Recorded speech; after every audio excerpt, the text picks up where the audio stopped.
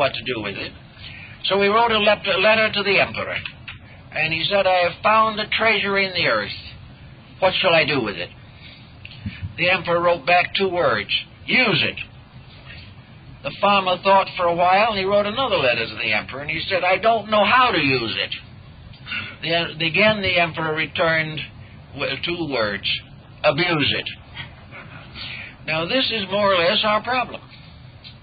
Not knowing how to use what we have, we misuse it.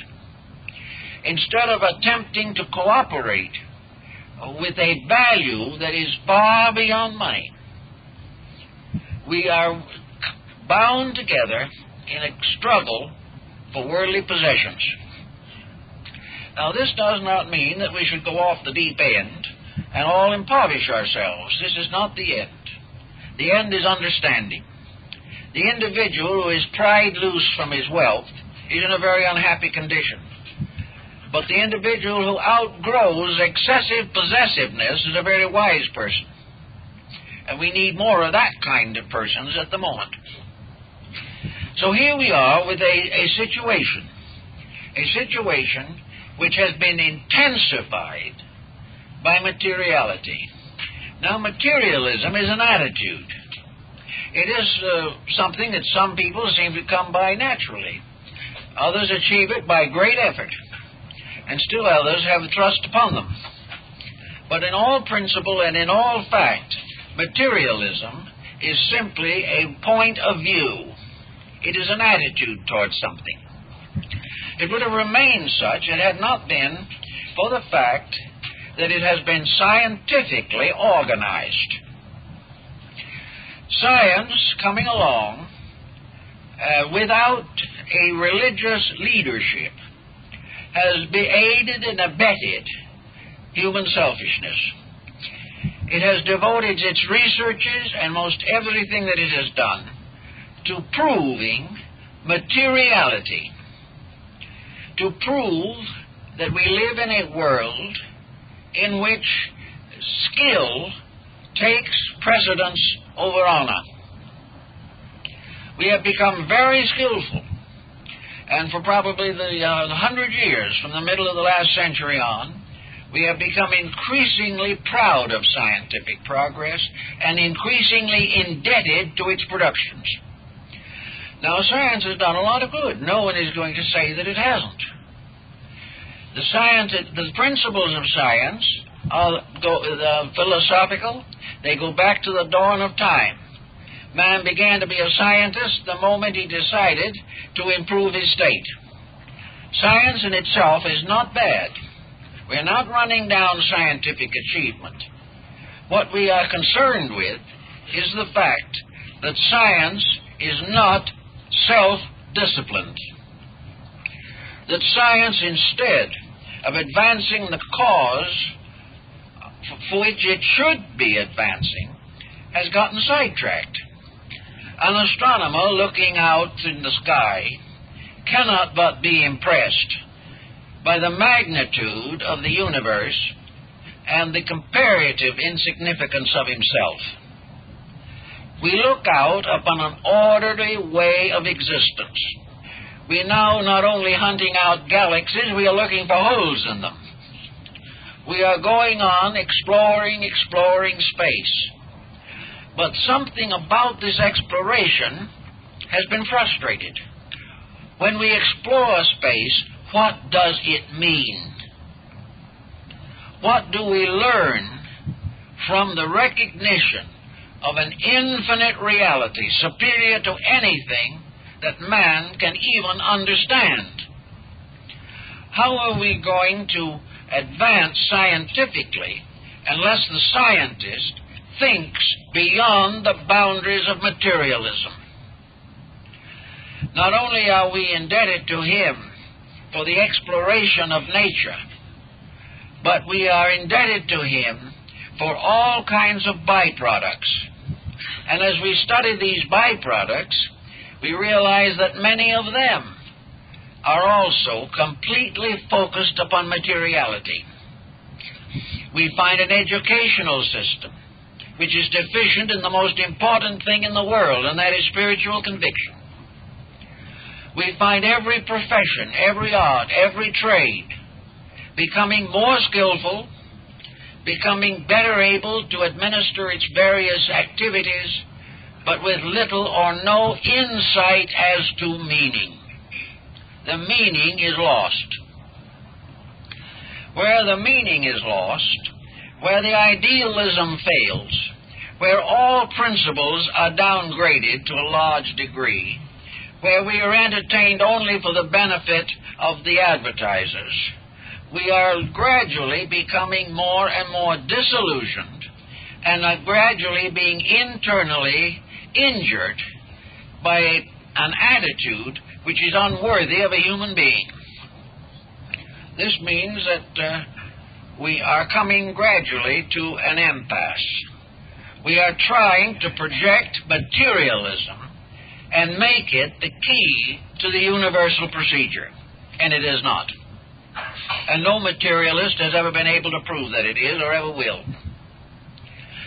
We are losing our souls, just as surely as Faust sold his immortal soul to Mephisto for a few years of riotous living. This lack of the basic integrities has produced another effect. We have lost this consolation of spirit. We are undermining the friendship of nations. We are having massive difficulties with racial problems. We have all these difficulties, and we have no remedy. So the only thing we do is fall back upon a misuse of what we think might be a remedy, and that is to focus all our attention upon wealth. Wealth is something that you can reach out and touch. Wealth is something you can spend today. Wealth is something you can accumulate for good or no good reason. But wealth becomes the goal of life.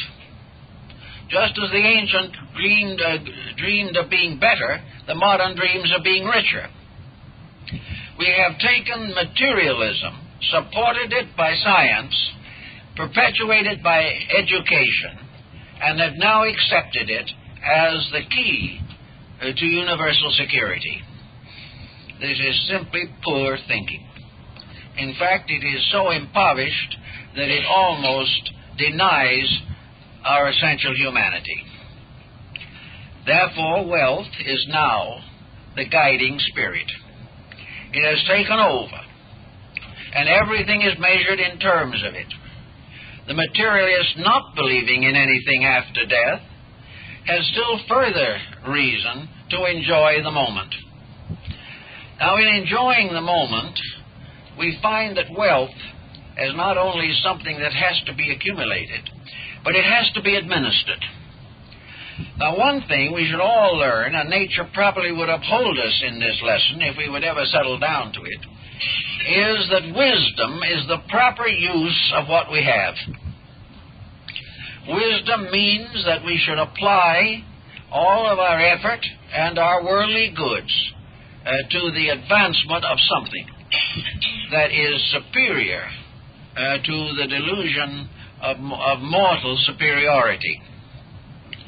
We need to have, therefore, some approach that will give us a key to the situation. At the moment, we may say that science has not the high reputation that it had 50 years ago.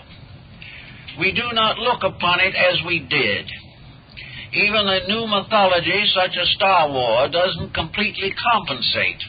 In fact, it almost illustrates the problem.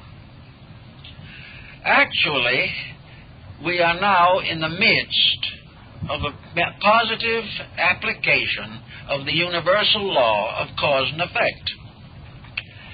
Science, without understanding, without spiritual leadership, without the integrities that come from philosophy, the modifying forces of art and literature, the testimonies of history, and all of the other contributing factors, science is in serious trouble.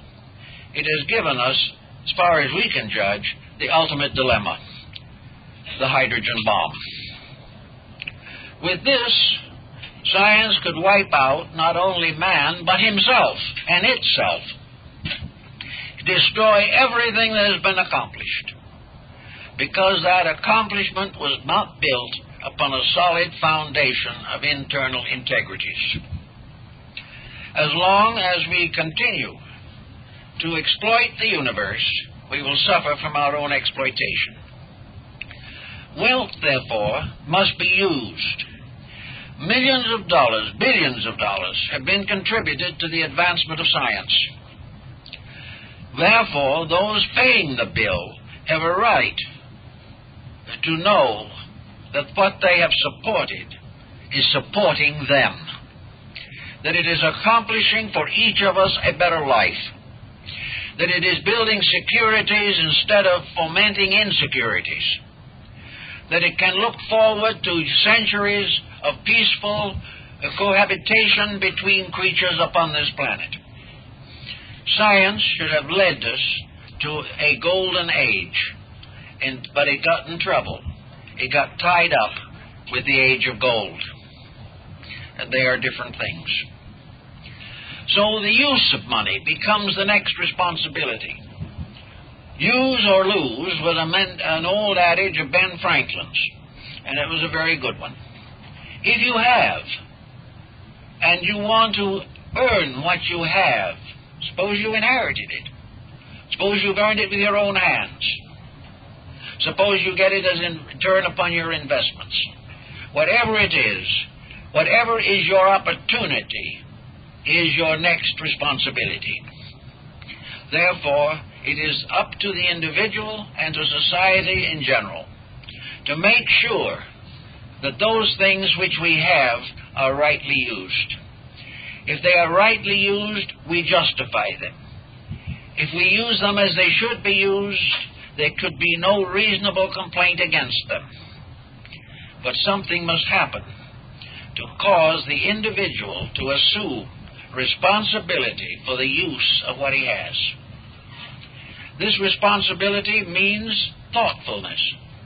It means that the person settles down to the wise administration of his own affairs.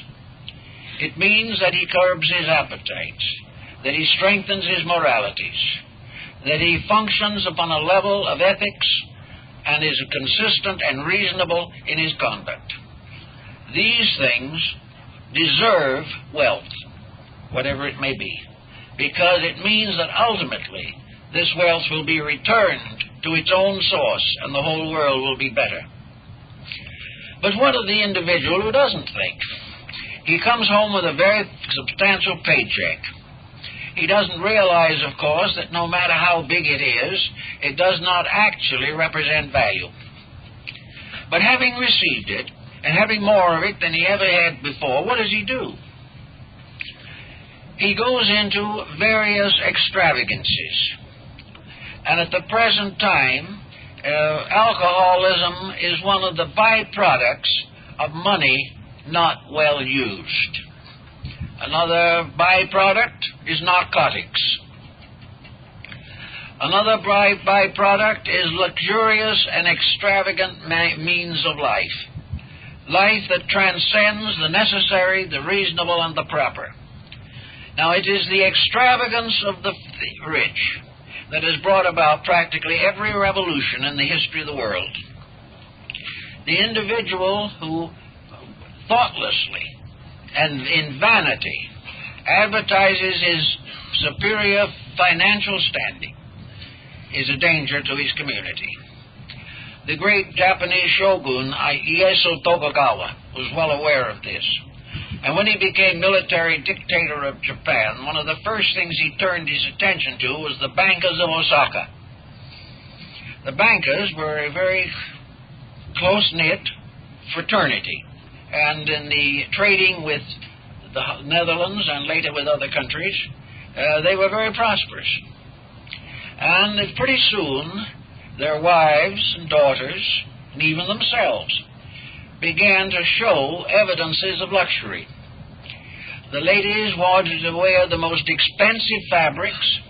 The gentlemen wanted to have the most expensive fittings on their swords and on their